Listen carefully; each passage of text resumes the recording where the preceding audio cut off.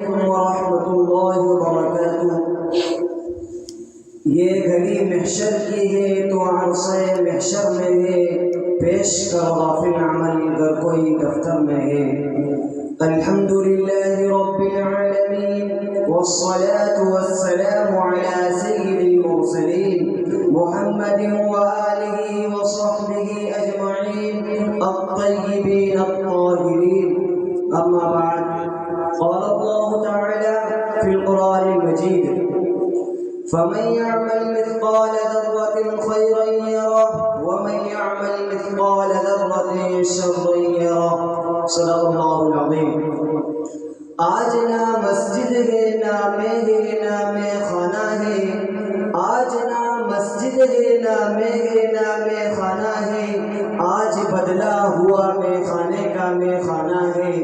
یک بیک بدلی زمانے نے کروٹ کیسی، یک بیک بدلی زمانے نے کروٹ کیسی، جس طرف دیکھیے ویرانہ ہی ویرانہ ہے۔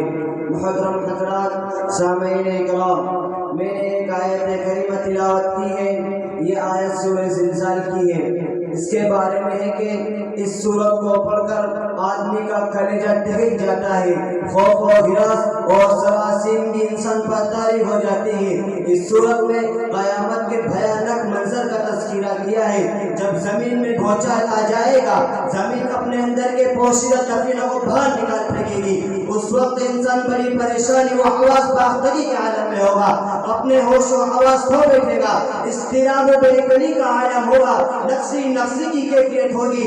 اس آیت کریمہ میں اس وقت تک بات کا نقشہ کھینچا گیا ہے۔ قرآن نے صاف اعلان کیا ہے، کھلے لفظوں میں پکار کر کہا ہے، اے دنیا کے تمام رہنے والے سن لے، کان کھول کر سن لے۔ اگر کوئی یہ سمجھتا ہے یہی زندگی ہے، یہی جیتا مرنا ہے، یہی اپنی زندگی گزار کر مٹی ہو جائیں گے، جس طرح چاہے ہم یہاں رہیں، جیسے چاہے اعمال کریں، ہم سے کوئی پوچھ گچھ نہیں کی جائے گی، ہم سے اس کے بارے میں کوئی سوال نہیں کیا جائے گا۔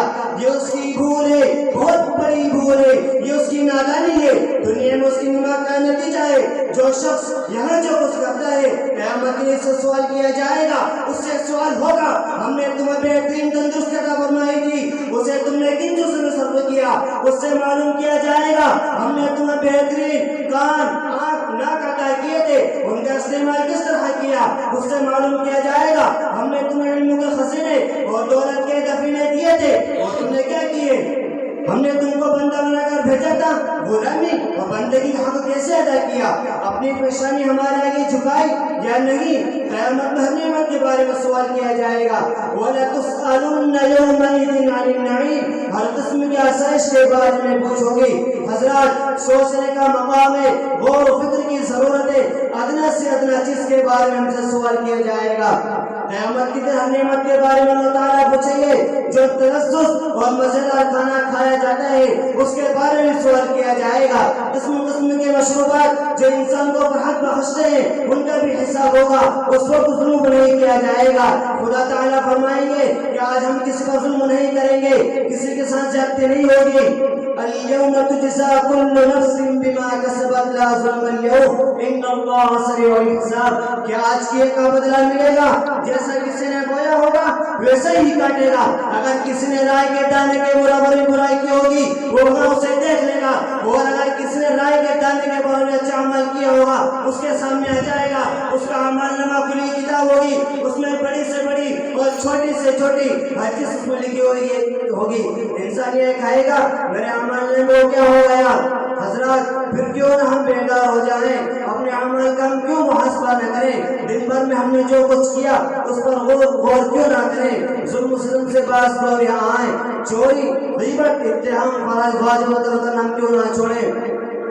حضرات، آج سوچنے کا مقام ہے، غور و فکر کی ضرورت ہے۔ آج سب سے زیادہ ضروری چیز یہ ہے کہ آدمی اپنا محاسبہ کرے، اپنی گریبان میں جھانک کر دیکھے اور یاد رکھے، فَمَن يَعْمَلْ مِثْقَالَ ذَرَّةٍ خَيْرًا يَرَهُ وَمَن يَعْمَلْ مِثْقَالَ ذَرَّةٍ شَرًّا يَرَهُ۔ اللہ تعالیٰ ہم کو اس کی توفیق دے اور ہم ہر وقت اپنی زندگی میں اپنے اعمال کا محاسبہ کرنے والے بن جائیں۔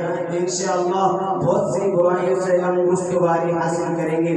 ایک دن دینا ہے تجھ کو لمحے لمحے کا حساب، ایک دن دینا ہے تجھ کو لمحے لمحے کا حساب زیست تک اپنے ہر ایک سود و سیاہ تحریر کر وآخر دعوانا الحمد للہ رب العالمین والسلام علیکم ورحمۃ اللہ